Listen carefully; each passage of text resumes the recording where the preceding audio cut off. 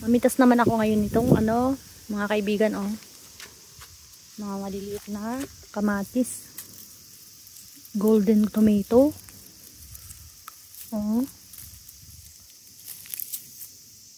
Ayan, nagtutubig. Ito po, ang dami sa ilalim, namumula-mula na.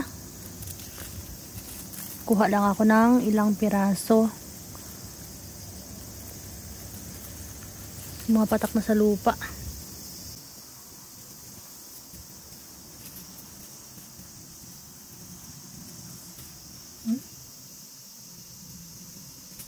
Ito pa yung isa.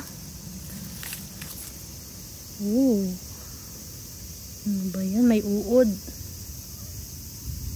May uod sa ilalim. Ito na yung mga napitas ko kanina, yung ampalaya na, 2 piraso. Dagdagan ko pa yung ampalaya pala.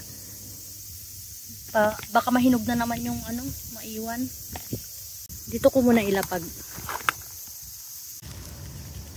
Parang na rin magulang na din itong isa na to, mahaba.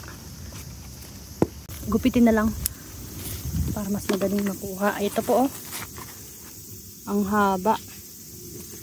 Diba? Tapos marami pa pong naiwan. Meron pa dito isa. Yun pa pala.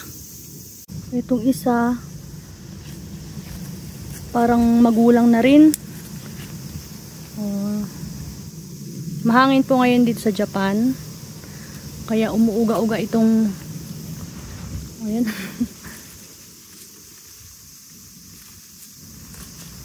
ay. Ayan tingnan nyo po.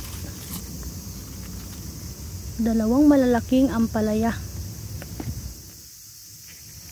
Ayan, dito na po ilalagay 4 yung naani ko. Marami pa po doong naiwan Napaka-productive naman itong ampalaya. Ayun pa po, nakabitin. I-freeze ko na lang po ito para mapakinabangan ko pa. At ito rin pala yung bell pepper, malaki na din.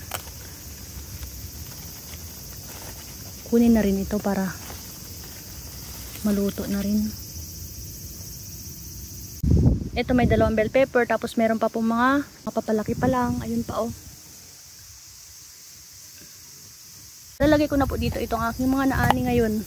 Yan, bell pepper, 2. Tapos mga ampalaya. At itong 1 pirasong okra.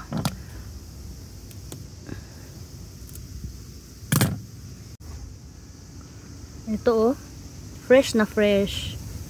At ito na po lahat ng aking naani. Merong 1 pirasong okra, 4 na ampalaya, at 2 bell pepper, at maraming kamatis. Yun lang. Thank you for watching.